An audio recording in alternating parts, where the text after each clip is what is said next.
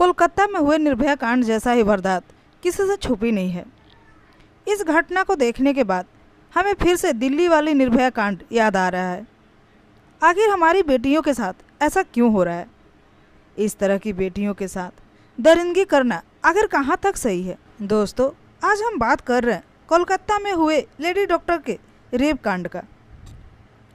दोस्तों, इस घटनाक्रम को जानने से पहले आप सभी का हमारा नमस्कार। तो दोस्तों, दरअसल जो कहानी आज मैं आपको सुनाने जा रही हूँ वो कोलकाता के लेडी डॉक्टर का है, जिसे कुछ दरिंदों ने पहले रेप किया और फिर उसे गीत की तरह नोचकर मार डाला। हैवानियत की हद पार कर दी। कोलकाता में एक बार फिर से दिल दहला देने वाली और रूह कपा देने वाली निर्भया कांड जैसी ही वारदात हुआ है। इस डॉक्टर के लाश को जिसने भी देखा वो सिहर गया और उस दरिंदे को सजा दिलाने की गुहार लगाने लगा। ममता बनर्जी ने भी मामला को फास्ट ट्रैक कोर्ट में भेजने और जो भी दोषी है उसे फांसी की बात कही है। दोस्तों, यह घटना 8 अगस्त की है। इस वारदात को अंजाम आर्च करर हॉस्पिटल में दिया गया है। 8 अगस्त की रात का यह घटना था, मगर 100 को 9 अगस्त को अस्पताल के 3rd फ्लोर से बरामद किया गया है। दोस्तों, यह लेडी डॉक्टर बहुत ही मेहनत करके यहाँ तक आई थी और अपने माँ बाप का सर ऊंचा की थी, पर इसे क्या पता था कि जिस मुकाम को हासिल करने के लिए यह दिन रात एक कर दी है, उसी मुकाम पर जाने के बाद इतनी दर्दनाक मौत मिलेगी इसे।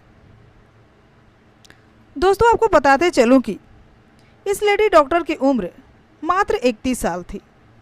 यह पीजी 2nd ईयर की स्टूडेंट थी जो अब इस दुनिया में नहीं रही।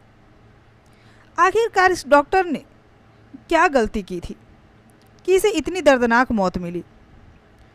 दोस्तों, जब डॉक्टर ने उसकी लाश को देखा तो वो भी शौक रह गए, क्योंकि इतने बुरे तरीके से उसे नोचा गया था कि जो भी उसके लाश को देखता था उसका कलेजा मुंह को आ जाता था। उसके अंग के कोई भी ऐसे हिस्से नहीं थे जिसमें से खून न बह रहा हो, चाहे वो चेहरा हो, चाहे उसके प्राइवेट पार्ट हों। दोस्तों, इस कहानी को बताते हुए भी मेरी रूह कांप रही है। दरिंदों ने पहले दुष्कर्म किया और उसके बाद उसे नोच नोच कर ले ली उसकी जान। आखिर दोस्तों, ये दरिंदा इतनी हद तक कैसे गिर जाते हैं, ये समझ पाना बड़ा ही मुश्किल है। उसे इस कदर नोचा गया था कि उसके चेहरे और उसके होंठ बिल्कुल ही बिगड़ चुके थे। यहाँ तक कि उसके प्राइवेट पार्ट को भी कुचल दिया गया था। उसके पैर से बहुत काफ़ी ब्लीडिंग हो रही थी। मैं जहाँ तक महसूस कर पा रही हूँ कि अगर जो भी इस कहानी को सुन रहा होगा उसके भी रूह कांप जा रहे होंगे। तो ज़रा सोचिए कि उस लेडी डॉक्टर पे क्या बीती होगी जब दरिंदे उसे गीत की तरह नोच रहे होंगे। कितना तड़पी होगी, कितना चिल्लाई होगी, लेकिन उसकी आवाज़ को भी सुनने वाला कोई नहीं था। आखिरकार वह अपनी हिम्मत हार ही गई होगी और कर भी क्या सकती थी। उनके वार को सहते सहते आखिरकार दम तोड़ ही गई। दोस्तों, इस खबर की जानकारी जब पुलिस को मिलती है तो पुलिस भी अपनी तत्परता दिखाते हुए इस केस के छानबीन में जुट जाते हैं और आखिरकार एक शख्स को गिरफ्तार कर लेते हैं। उसे पूछताछ करते हैं, मगर अभी भी इस केस का खुलासा नहीं हो पाया है कि आखिरकार इस गुनाह का दोषी असली कौन है। दोस्तों, आगे पुलिस क्या करेगी क्या नहीं, ये तो आगे की बात है, मगर क्या उस माँ बाप की लाडली बेटी फिर से वापस आ सकती है? क्या जिस बेटी ने हजारों सपने देखे थे वो सपने जी पाएगी अब? नहीं ना।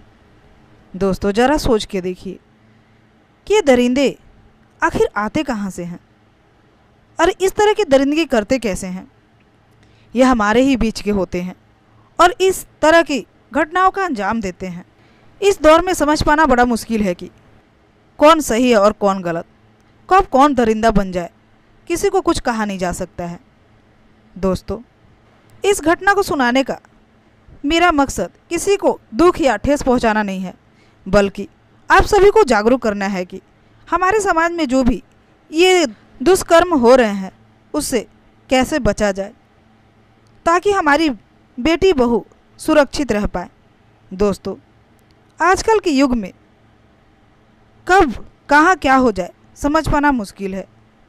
हम बेटियों को पढ़ा लिखा कर इतनी मेहनत करने के बाद उसे एक मुकाम तक पहुंचाते हैं और वहां जाने के बाद पल भर में सपना टूटकर बिखर जाता है।